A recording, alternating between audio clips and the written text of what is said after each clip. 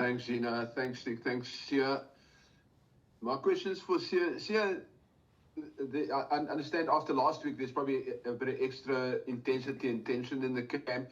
If you can compare this, say, to a World Cup final, where would you rate this? How intense and how much pressure is in the camp this week? When we like it's obviously it's intense. We all know that, but I mean we have to also keep our heads. It's the same as you play in a World Cup final. You don't do preparations different to any game. You prepare exactly the same. I mean, so nothing has changed our way. We know how much pressure there is in the game already, so we don't need to add anymore. So we've prepared properly, having Sasha take charge of the team, and obviously Rowan and Lord taking care of the line out. But nothing has been done that's special or out of the norm that we've done, because we've never done anything different to any game that we've won before or any big game that we've played in. Francois? Thank you, Z. Morning, Stick. Morning, Siya. Coach Stick, just a question for you about just the unfortunate news of former Springbok Bevan Fortuyn's passing yesterday. I remember back when you were Eastern Province captain, I think Bevan was assistant coach or still player coach at SVD the year that Eastern Province beat him in that final in George. Just a word on him. You're playing against him, and also of the player that he was. Yeah, Francois. When I heard the news yesterday, it was very, very sad. And once again, the first thing that I thought about after I heard the news was to think about his boy. I know how close he is with his boy. I know how supportive he was with his boy, for his boy. And his wife. So at that age, they still had some great years ahead between them as a family. And now to lose a father, at the age of 46, it's very, very sad, and it's really, really heartbreaking to lose a father at a young age. And I feel for his family, and I'm broken, and condolences to him and his family. And yeah, the only thing I can say for now is to God to protect the family, to protect the wife, to protect the son. I know it's going to be tough times for the family. But yeah, once again, condolences to their family. Great. Thank you, Coach Stick. Thanks, Ina. Morning or evening, gentlemen. Either one of you, but maybe Siya, I feel there's certain comparisons in this match to Wellington 2018. I know it was early in the Rassie era, but I mean, just in terms of how important it is to lay down a marker, to give the players who, are looking ahead to 2027 that kind of confidence and a line in the sand moment. Do you think there are certain comparisons to Wellington 2018 in this game, and even Wellington 2019 for that matter? Well, I think this game is big by itself for the fact that when we want to win and stay in the Rugby Championship, also there's the Freedom Cup in there. But I think also for these guys that are getting the opportunity for the first time here in New Zealand to also be able to get an opportunity like this, and also to feel what it feels like to win on tour. And I think that will give the guys a lot of confidence, and I think a lot of group had done it before. So yeah, it's a different game, but it's important as well in many different ways. Thanks. Ken?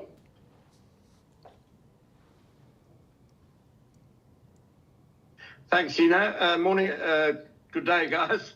How's it going? Siya, for you, it's obviously an all-new, very exciting backline. But if the All Blacks counter-ruck and dominate the breakdown like they did last weekend, they're not going to be able to show their magic at all. Obviously, Jasper Wiese's return helps, but how are you guys going to beef up your presence at the breakdowns and stop those counter-rucks? We definitely learned from the previous game. We saw the strategy they have, and we made plans for that. And yeah, we will be ready for it this weekend. And I don't think they will change the way they played last week. But yeah, it's good to have Yassi back. But they also have backs who do counter the breakdown. Leroy, who came from from the sevens. We saw clips of him. He also gets in the breakdown too, coming from the sevens thing. So it's not just the forwards; it's also the backline players. So we are well prepped for it. We know we weren't good enough. Most of the breakdowns in the game, especially the exit ones as well, they came in pretty hard for our breakdown last week. So we did work on it, and we obviously learned from it last week. Mike? How's it, Stocker? How's it, Siya? Siya, just what was the feeling amongst the group after that match? Was it one of frustration that it was a missed opportunity, a game that you could have won?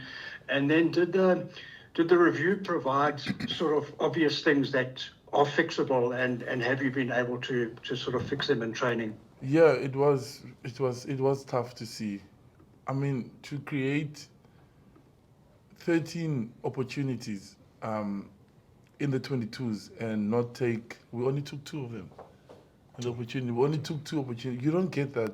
Some teams get that maybe in a year, and you really get that against All Blacks. And we just saw how we stuffed it up, and a lot of it was by our own doing, and that was a difficult part, in that game. So it was frustrating watching it after, and sometimes with an individual error, or this one, it was one after the other. So that was tough to watch, but yeah, hopefully we learn from it, and we can fix it this weekend when we get opportunities and take them. They didn't get a lot, but the ones that they had, they took them. Thanks. Good luck. Thank you. Thank you. Carl, is that you enough? Craig?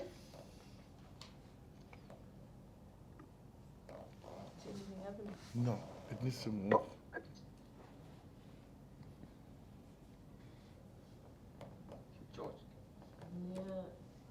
Yes, there's laat. There's laat. Kom, fix your thing. Wat gaan dan niet? Is it not touchscreen? It's good. Zikom? Oh yeah. I think Grant wanted to go next.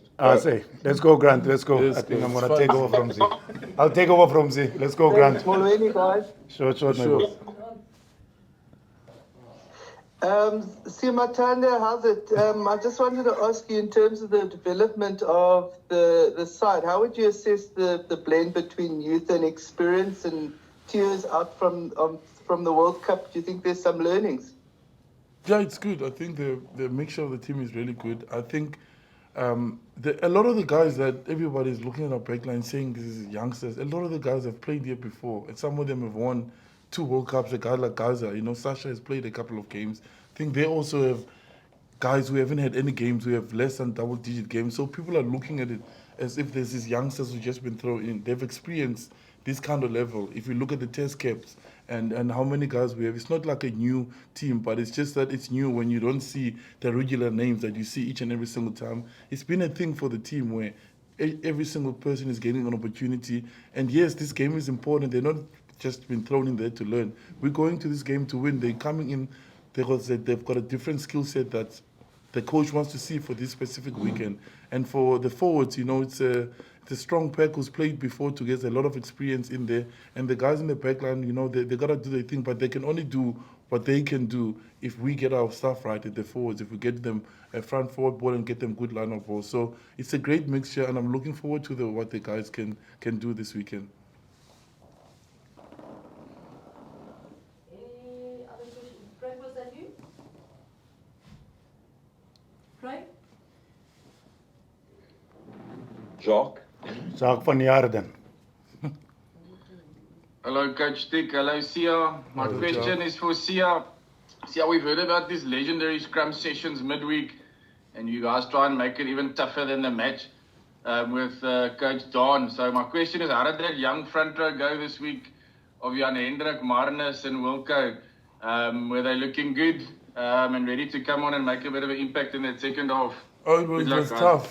Thank you. It was tough. The scrum sessions this week, it was, both packs put in the hard work, and I think we got what we needed to get out of it. It's never about who's going to dominate the other. We want to give our best to make sure that we're both covered and ready for the game, and whoever plays at the time is ready for the game. So it was a good scrum session. It was very competitive, which was good, and I think the guys are ready for the game this weekend. Ken? Thanks, Ida. For Mzwandile, taking into account what Siya has said about the backline, there is a bit of experience there. There are caps there, but just in terms of combinations and playing together, how happy are you that a week has been enough for them to gel, or have you guys actually been running together for a while now with that backline? Yeah, Ken, I think if you look at the players in that backline, like Siya touched on it again, a lot of people don't realize these guys have been with us in our system for the past couple of years. You know, if you talk about Gaza is probably 27, he's already won 2 World Cups. You know, Sasha has been with us for the past 2 to 3 seasons. You know, I think the guy that I can say probably is slightly new in our system will probably be Ethan Hooker at wing, you know, but once again, also he deserves this opportunity. You know, we've tracked him, we've seen how he was performing for the Sharks, and one thing that I enjoy about him, besides his speed and physique, is his physical presence in the wider channels. You know, I think that's something that we're going to also need in the wider channels. You know, the All Blacks, they can be tough sometimes in the wider channels where they apply. You guys touch on the breakdown earlier on, you know. So I think Ethan will be able to handle some of those challenges in the wider channels. But once again, if I look at our backline, a lot of those players, they've been with us. They understand how we want to play the game. And once again, we keep on saying that it's a young backline. Probably what Siya mentioned, it's actually spot on, the fact that we're just so used to see certain names in our backline. But once again, we can't be, as a coaching staff, be too comfortable to always rely on same individuals, you know. So for me, I'm excited to see these guys getting an opportunity. And I like the balance of seeing guys like Cheslin Colby, you know, with Farsi at the back and Ethan Hooker, you know, which is those 2 guys, bit experience, you know, if I talk about Farsi and Cheslin, and then also having Cobas partnering with Sasha, you know, and Gaza has been one of our key players for the past couple of years. So I'm excited to see those guys, what they're going to do this coming weekend. But yeah, once again, we know it's not going to be easy playing the All Blacks away from home. And and once again, to be honest, I think it was clear what happened last week is that we gave them a lot of soft moments, you know, especially in that first 20 minutes, you know, where we gave them 2 soft tries. You know, I think for us to be able to win against them in New Zealand, I think we'll have to be at our best for 80 minutes. You know, you're talking about world-class players. If you give them an opportunity, they will punish you, you know. So that's the difference between a team like when we played against probably Georgia and Italy, you know, where we were not at our best, but we could still get away with certain things where we could win the game. But I think New Zealand, you have to make sure that you're clinical, and also the opportunities that you get, you have to convert them into points. So it's going to be vital for us tomorrow to make sure that we perform for full 80 minutes. Robert, Duke? Siya, I wanted to find out here, there were some questionable calls that were made by Carl Dixon last week. We had a meeting with the refereeing that will be in charge of the game tomorrow, that you were unhappy of certain moment that you felt that should have gone your way? No, we had a meeting about the calls that we didn't make right in the game and the opportunity that we lost, because we can't control what happens in the game. I mean, there was some stuff that we planned to do in the game that we didn't get right. So to focus on the ref, it's not the right thing to do, because there are so many things that we could have done so that we could win the game. So I haven't had a meeting with Carl, and yeah, that's not my place. My place is to make sure the team is ready to go. Just to help on that question also, we've got someone who's an expert in our coaching staff, in our management, in the presence of Jaco Paper, and that is normally when you talk about match officials, Papes deals with all the match official meetings and all that stuff. We don't want to overload the players with a lot of stuff. You know, their job is to make sure that they focus on playing well on the weekend. Siya just said now, there were a couple of things I'm talking about now, players, they didn't do well on the day, and things that we made sure that we're going to try and fix this weekend. But when it comes to match officials, you know, we always try to build a strong relationship with them. And so far it's been good, you know, so we trust Papes to handle that side. And yeah, hopefully things we can also fix the things that we needed to fix when it comes tomorrow, and then hopefully things will go according to our plan also. Thank you, guys. That concludes the online